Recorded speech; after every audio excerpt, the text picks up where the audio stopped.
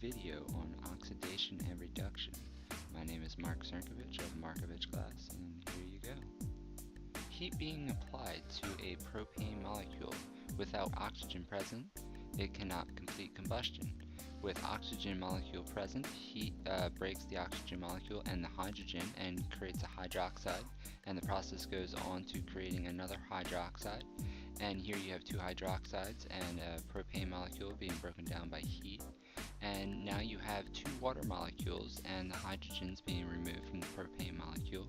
And now you have four water molecules and carbon left over with another oxygen molecule being present. The carbons can be split apart and create carbon dioxide.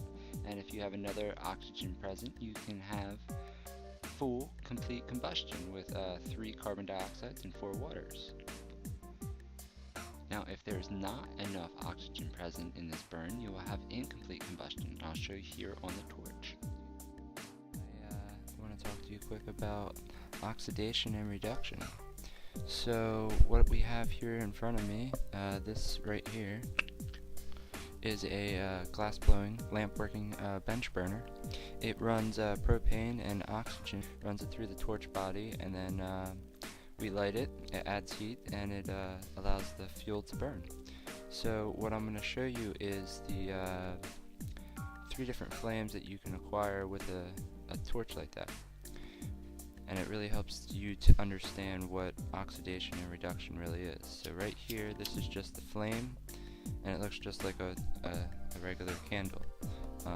It might not come out well on that camera, but it just looks like a, really reduced flame.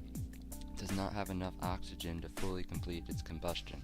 So here it's got carbon particles that are actually being reheated inside this flame, which then gives off this iridescent glow, this yellow flame. So once we start adding enough oxygen into the flame, we can actually really start to see we are oxidizing this hydrocarbon fuel, that it can actually start to burn more completely. And look at that. You get a nice blue flame, complete combustion. You know that it's got good fuel, it's got enough hydrocarbons, propane in this case, flowing through, and it has enough oxygen to complete its combustion. So this is complete combustion right here. It's hydrocarbons in, and then water and carbon dioxide out. So if we take the fuel down, you can see you can control how heavy the flame can be, and by controlling how oxidized it is, you can really control how hard or the pushing of that heat can be until it actually cools. It can be in a cooling effect. But it's really neat how you can really watch a flame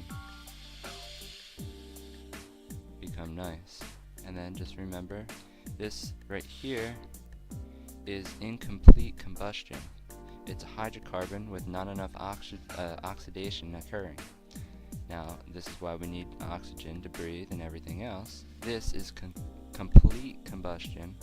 It's got enough oxidation to occur to this hydrocarbons, where there's no carbon left over to give that iridescent glow in the flame.